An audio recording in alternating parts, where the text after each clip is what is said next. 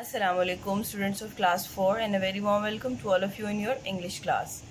Dear students, open your active English workbook.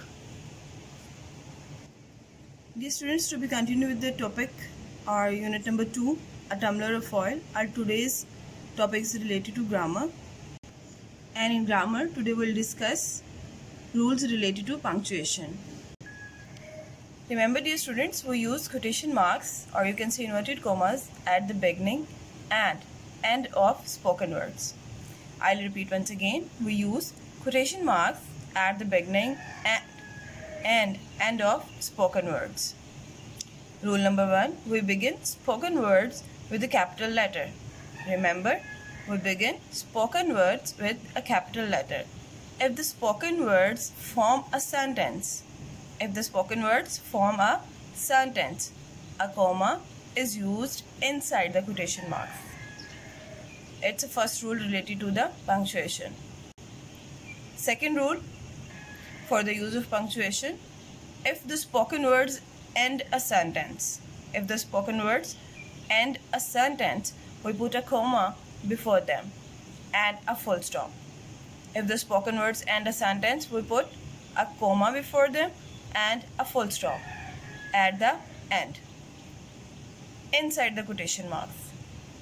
I'll repeat once again. If the spoken words end a sentence, we put a comma before them and a full stop at the end inside the quotation marks. Now dear students, here we have an exercise for the practice of punctuation. Use the correct punctuation for sentences. It's on your book's page number 12. I'll repeat once again. It's on your workbook's page number 12. Okay. Sentence number 1. Can you hear us? Shouted the naughty children. Now look at the first rule.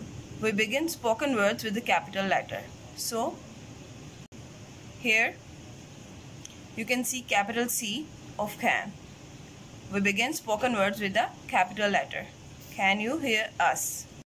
Next, if the spoken words form a sentence, yes, it forms a sentence. Can you hear us? A comma is used inside the quotation marks. And here we'll use comma inside the quotation marks. So the sentence will be quotation marks start. Can you hear us? Comma, quotation marks closed. Shouted the naughty children. Sentence number 2. Mrs. Chen warned, please listen carefully. According to the rule number 2, if the spoken words end a sentence, I'll read once again a second sentence. Mrs. Chen warned, please listen carefully to the instructions. Now, according to the second rule, if the spoken words end a sentence,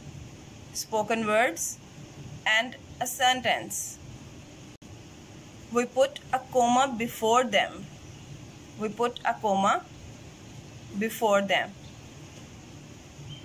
Or you can say we put a comma before the spoken words. And a full stop at the end, inside the quotation marks. And a full stop at the end, inside the quotation marks. So the sentence will be, Mrs. Chen warned, comma, quotation marks, please listen carefully to the instructions, full stop, then quotation marks closed. Sentence number 3. Neil announced, I want to be an astronaut when I grow up. Dear students, an astronaut is a person who is trained to travel in a spacecraft. So the sentence will be, Neil announced, comma, quotation marks start, I want to be an astronaut when I grow up, full stop, and then quotation marks closed. Sentence number 4. Have a good night's sleep, my dear, whispered Greta's mum. According to the first rule, we'll start from the quotation marks.